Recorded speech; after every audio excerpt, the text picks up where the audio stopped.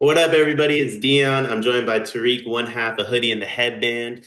We're here to bring you the recap for Butler and St. John's. Boy, did this game go the way we thought it would. Let's just be honest here. 78-57, St. John's in this one. I made a point on the preview. If you were going to catch St. John's, this was the day to do it. Maybe they'd be a little lackluster. They weren't. Um, they were not. They came out locked in. They came out looking like they got a Big East title to win. This is Slick Rick in his home, as I like to call it, MSG. It's not really his home, but it's his home. Like Slick Rick was born to coach inside of MSG, even when he was a Celtics coach. Um, Point proven by St. John's, right? Do you think they have more of a point to prove? Where do they go from here? Yeah, I think having a game like that, I think they feel like they can beat anybody, especially given that they're going to be at home for any of the games. Um, I think Marquette will feel the same way, considering how they played today and how they overcame some adversity against Xavier. But we'll get to that in a separate video. We'll say For after St. the John's, it's preview just for our thoughts on that. um, I just feel like once they hit their gear, it was over. Like Hmm. Butler was in it for a little bit. It wasn't like a blowout right from the start. But once St. John's like turned it up and started putting their pressure on Butler, they just didn't have the guard play. They didn't have the options that St. John's does. Hmm. Um, they were able to hold Brooks and Telford to a combined 4 of 20. They made 16 points combined.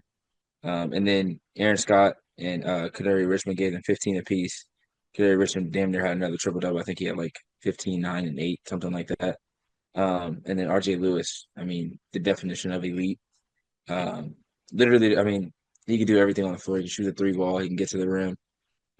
He's got the midi. Like, I don't know how you would stop him from scoring. Hmm. Um, I guess other coaches in the Big East are saying the same thing, but like, I really don't know what Butler could have done differently defensively. I don't think they were terrible. I just think St. John's was just that much better.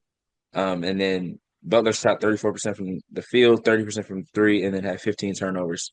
St. John's never trailed, outscored them 44-18 in the paint, and then 15-0 in fast break points. Everything pointed to St. John's just being the better team, and that's exactly what happened in the game. St. John's was just better in every facet. And um, there's no real reason for Butler to hang their heads. I mean, you played the best team in the conference, one of the best teams in the country at their home, at their on their turf in a conference tournament. So I know Patrick McCaffrey was pretty upset on the sideline, which is definitely what we see a lot of times during this season, which I personally hate seeing like young kids just like crying on the sideline. Yeah. And for some reason, cameras just or whoever's operating cameras just doesn't care and just continues to keep putting the cameras on them. Like they put a camera on him, then he finally ducked his head down, then they went to his brother. And then his brother like moved his head, and then they went back to Patrick. I'm like, dude, what are we doing? Like these are these are Kids. college kids that they're playing their last game, and Patrick McCaffrey had already gone through some crazy stuff before he even got to college. So it's Mhm. like I just wish some of these camera operators would know the moment, understand the moment. Yeah. I've never understood like, oh, this college team is about to lose, and there's some seniors that are never going to play college basketball again, and some of these players are never going to play basketball again at a high level. Like it's just how it is in college basketball. Like there's some that are going to play in the NBA, there's some going to play pro, and then there's some that are just never going to touch a basketball like seriously again. So this is their last game, and then you just got people just putting cameras on them, and then um, yeah, I just felt bad for Patrick McCaffrey just because I feel like there was a lot of different ways they could have gone about that. Um, No, definitely. yeah, Definitely. all in all, Butler wasn't terrible. St. John's was just one of the best teams in the country. That's literally what it was. I mean, they were just elite in every facet of the game.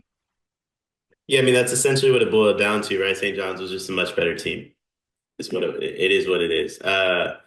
What's the ceiling for the St. John's team? By the way, I want to make something clear. I don't know if I have an issue with the camera thing. I just want to get ahead of that. I want to.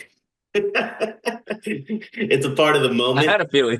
I had a feeling. Tariq's like, yeah, I'm not surprised. I do want to get ahead of that. I'm not sure I have a firm opinion. My gut feeling says I don't have an issue with it. The reason I don't have an issue with it is I have a bigger issue when players shy away from showing their emotions.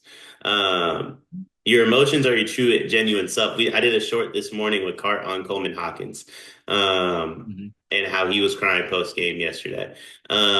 Don't shy away from that. That's your emotions. That's how you feel. That's what the game makes you feel. Yeah, In my opinion, basketball is an art. Art's expressed through emotions. agreed. So I have an issue with it if it's like, hey, we're gonna poke fun at this guy for crying. Sure, I would definitely say I Right. have an issue with that. But I have no issue with them showing their emotions. I have no issue with the cameras wanting to show their emotions because that passion is what makes basketball beautiful. So I think I agree. I don't have an issue with it, but maybe I could have an issue with the way it's viewed or perceived, I guess Yeah, you could say. yeah. I think it was more so like the pan back multiple times. Like the first one, okay, like we see him upset, he ducks his head, like he puts the towel over his head multiple times, and they just keep panning back. They pan back at least 3 times. I'm like, all right, I will say though, when you start to do the towel thing, you're inviting it. At the end of the yes, day, you are, like they you are, probably don't yeah, pan back if you don't try to hide it. You yeah, brought a little that's fair, extra attention to yourself in that moment if you're yeah, playing that's fair, after. yeah, that's fair. What do you think the ceiling is for this St. John's team, though? I know we discussed a little bit in the preview. Has anything changed? Do you feel like it's a higher ceiling? If Kadari Richmond plays like this, I think they could win the whole thing. Okay. I mean, RJ Okay. Lewis is one of the best players in the country. Their defense has been elite all season long, and I don't expect that to stop. You've gotten games from guys like Aaron Scott, but if you can get Kadari Richmond to play the way that he's playing on both sides of the basketball next to RJ Lewis, and then you continue to do what you do as a whole defensively and just playing for each other on the offensive end, I don't think I think their ceiling is national championship. Like at the very least, they should be in the Elite Eight. I don't think there are a ton of teams that are just gonna like, oh, we got St. John's. Like we know exactly what we're gonna do to them. Like St. John's is not a team that you're gonna want to play. Like No. you don't want to play teams that are gonna pressure you defensively and are just going to be relentless in that effort.